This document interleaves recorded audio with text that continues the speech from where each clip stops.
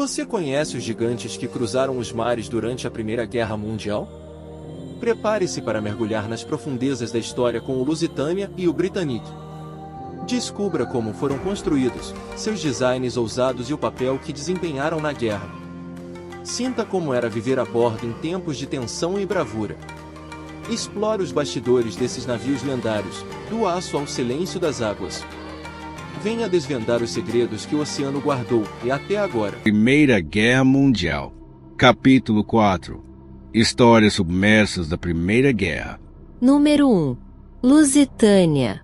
Em meio à corrida naval entre o Reino Unido e a Alemanha no início do século XX, o RMS Lusitânia nasceu de um desejo nacionalista britânico: reconquistar o domínio dos mares e o prestígio perdido com o avanço dos transatlânticos germânicos. Encomendado pela Cunard Line e financiado em parte pelo governo britânico, o Lusitânia foi projetado não apenas como um navio de passageiros, mas também como um recurso estratégico em tempos de guerra. Sua construção teve início em 1904, nos estaleiros da John Brown Company, em Cledeban, Escócia. O projeto exigia velocidade, elegância e capacidade militar oculta. Em troca de subsídios do almirantado, o Lusitânia foi concebido com dupla função: servir como navio de passageiros em tempos de paz e poder ser convertido em cruzador auxiliar em tempos de guerra. Por isso, seu casco foi reforçado e sua estrutura interna possibilitava a instalação de armamentos, embora nunca tenha sido armado oficialmente. Lançado ao mar em 7 de junho de 1906, o Lusitânia foi, à sua época, o maior navio do mundo, com 240 metros de comprimento, 32 metros de largura. Ele foi construído com intenção política e estratégica, símbolo da engenhosidade britânica e peça-chave no tabuleiro naval da Europa pré-guerra. Ele não era apenas um navio, era uma declaração de prestígio imperial. Fruto de uma época em que a Grã-Bretanha disputava com a Alemanha o domínio dos mares, seu design exterior e interior foi moldado com dois objetivos: luxo absoluto e velocidade imbatível. Assim, o Lusitânia nasceu como um dos transatlânticos mais impressionantes já construídos, símbolo de beleza e força combinadas. Externamente, o Lusitânia apresentava um casco imponente, pintado de negro com uma superestrutura branca, contrastando com suas 4 enormes chaminés cor de ferrugem, que o tornavam facilmente reconhecível nos mares. Com 240 metros de comprimento e 32 metros de largura, sua silhueta era majestosa, mas ao mesmo tempo leve, graças ao uso inovador de aço leve e aço manganês em certas partes da estrutura. Seu convés principal era amplo e funcional, com espaços de lazer ao ar livre, e a proa cortava as ondas com elegância. Mas era ao entrar que o Lusitânia verdadeiramente impressionava. Seu design interior refletia o requinte eduardiano, com ambientes inspirados em castelos ingleses, salões franceses e clubes aristocráticos. A decoração da primeira classe era deslumbrante. O salão de jantar se estendia por 2 andares, adornado com colunas coríntias, painéis em mogno polido, vitrais em arte nouveau e tapeçarias luxuosas. Os tetos possuíam gessos ornamentados e candelabros de cristal. Cada detalhe era feito para competir com os melhores hotéis da Europa. O design do Lusitânia representava o ápice da engenharia e da estética marítima do início do século XX. Sua imponência externa escondia um interior pensado para conforto, distinção e propaganda nacional. Era um navio que impressionava tanto no horizonte quanto no coração de seus passageiros, um verdadeiro palácio flutuante movido a vapor e orgulho britânico. Durante a Primeira Guerra Mundial, a vida a bordo do RMS Lusitânia era marcada por um clima curioso, uma espécie de luxo ansioso, onde o brilho dos salões convivia com o peso invisível da guerra. Embora o navio continuasse a operar como transatlântico civil entre Liverpool e Nova York, todos os que embarcavam sabiam que o Atlântico já não era um oceano de paz, e isso mudava tudo. Logo ao pisar no convés, os passageiros eram recebidos com cortesia e requinte, como nos tempos de paz. A primeira classe oferecia refeições refinadas em porcelana fina, com menus em francês e vinhos cuidadosamente selecionados. Quartos com painéis de mogno, salões com colunas brancas e poltronas aveludadas criavam uma atmosfera de tranquilidade artificial. As orquestras tocavam valsas e canções populares no salão de música, e muitos se reuniam em torno dos jornais para discutir os avanços da guerra. Mas por trás dessa fachada, a rotina era cuidadosamente vigiada. Avisos discretos surgiram nos corredores, instruindo os passageiros a manterem a calma em caso de emergência. Treinamentos com coletes salva-vidas passaram a ser realizados com mais frequência, ainda que com discrição, para não gerar pânico. O clima era de tensão educada. Ninguém falava muito alto sobre submarinos, mas todos pensavam neles. A tripulação vivia entre dois mundos. Enquanto garçons e camareiras mantinham a rotina do conforto de alto mar, os oficiais e o capitão lidavam com mensagens cifradas da Marinha Real, rotas em zigue-zague para evitar torpedos, e alertas de última hora. Muitos marinheiros estavam cientes de que o Lusitânia podia estar transportando cargas militares escondidas, mas seguiam firmes, um dever não declarado, mas entendido. Na segunda e terceira classes, a vida era mais simples, mas ainda digna. Famílias de imigrantes viajavam com esperanças no bolso e um certo receio no olhar. O acesso aos decks superiores era limitado, mas as áreas comuns eram limpas e organizadas. As refeições eram nutritivas, e os comissários faziam o possível para manter a rotina leve. No navio, circulavam também boatos, cartas censuradas, conversas em sussurros sobre espiões e possíveis ameaças no caminho. Havia quem sentisse medo. Havia quem fingisse que nada estava acontecendo. E havia quem confiasse plenamente no poder do navio mais veloz do mundo, acreditando que sua velocidade bastaria para escapar de qualquer perigo. Mesmo em tempos de guerra, o RMS Lusitânia era um mundo flutuante onde o chá da tarde seguia sendo servido, as crianças corriam pelos corredores, e as noites terminavam ao som de um piano. Era a vida normal, vivida à beira do extraordinário. Uma travessia entre o luxo e a incerteza, entre o passado em paz e um futuro que se tornava cada vez mais imprevisível. Quando a Primeira Guerra Mundial eclodiu em 1914, o RMS Lusitânia, até então um símbolo do luxo transatlântico, viu sua identidade civil ser discretamente redesenhada pelas exigências da guerra. Embora nunca tenha sido oficialmente transformado em navio de guerra, sua carreira militar foi sutil, controversa e cuidadosamente camuflada, uma espécie de farda invisível em meio às ondas. Desde sua construção, o Lusitânia havia sido projetado com características que o tornavam apto ao serviço militar em tempos de conflito. Seu acordo com o almirantado britânico previa que, se necessário, o navio poderia ser convertido em cruzador armado auxiliar, dada sua velocidade e alcance. Possuía reforços estruturais em pontos estratégicos para a instalação de armas, embora nunca tenha recebido armamento visível. Durante os primeiros anos da guerra, o Lusitânia manteve sua aparência civil, continuando a realizar viagens entre Liverpool e Nova York. No entanto, operava sob vigilância militar intensa e em cooperação discreta com o governo britânico. Muitas de suas cargas, embora oficialmente comerciais, incluíam materiais de interesse militar, como munição de fuzis, cartuchos, suprimentos médicos e até peças de artilharia desmontadas, devidamente escondidas sob o pretexto de cargas legítimas. O navio tornou-se, assim, uma ponte não oficial entre os esforços britânicos e o apoio industrial americano, ainda neutro no conflito. O Lusitânia transportava não apenas passageiros, mas também correio diplomático, bens militares estratégicos e, ocasionalmente, agentes a serviço da inteligência. Ainda assim, mantinha seu status de navio civil, navegando com passageiros de todas as classes, o que geraria críticas e debates éticos, especialmente após sua trágica perda.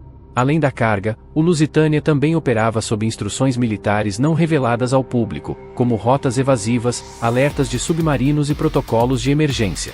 Sua tripulação passou a ser treinada com padrões de segurança mais rígidos, e o próprio capitão, William Thomas Turner, passou a receber boletins secretos da Marinha Real, com atualizações sobre atividades de submarinos no Atlântico Norte. O Lusitânia, portanto, viveu uma carreira dupla, navio civil por fora, peça estratégica por dentro. Nunca disparou um tiro, nunca foi pintado de cinza naval. mas seu papel silencioso na engrenagem da guerra o tornou muito mais do que um transatlântico de luxo.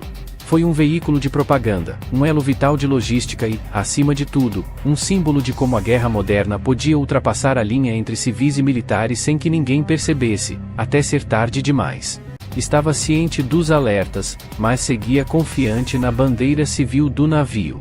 O mar estava calmo quando o submarino alemão U-20, comandado por Walter Savieger, avistou a silhueta do transatlântico. Às 14h10, a bordo do U-20, Savieger deu a ordem: disparar um único torpedo. Em instantes, uma explosão atingiu o lado estibordo do Lusitânia, abaixo da ponte. O impacto foi devastador, mas o que ninguém esperava era uma segunda explosão interna, maior, que destruiu compartimentos vitais. A causa exata dessa segunda explosão é debatida até hoje. Teria sido causada por caldeiras, gás carvão, ou por munições secretas armazenadas no porão. O debate permanece. O Lusitânia começou a adernar rapidamente para bombordo.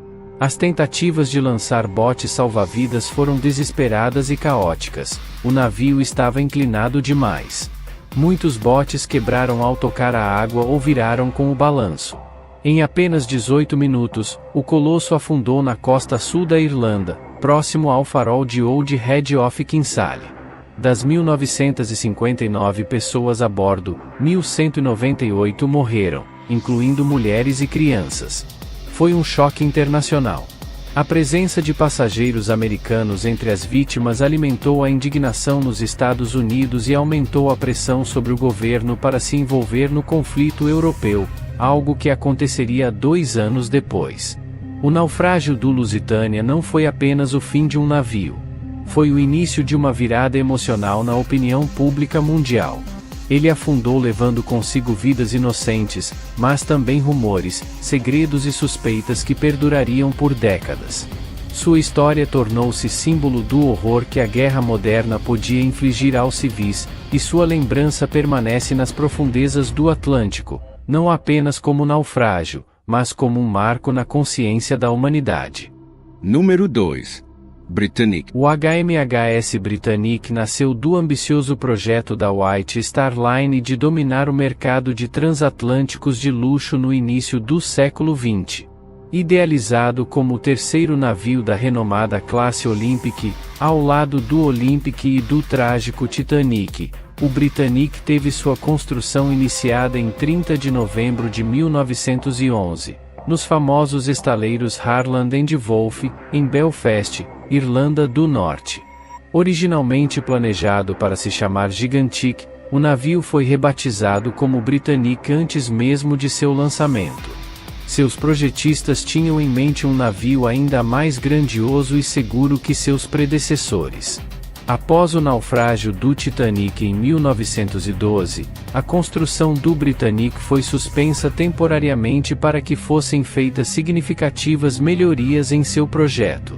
Entre as alterações mais marcantes estavam a inclusão de um casco duplo na região das caldeiras, o reforço de suas portas estanques, agora se estendendo até o convés B, e a instalação de botes salva-vidas em número suficiente para todos a bordo, algo que o Titanic não possuía.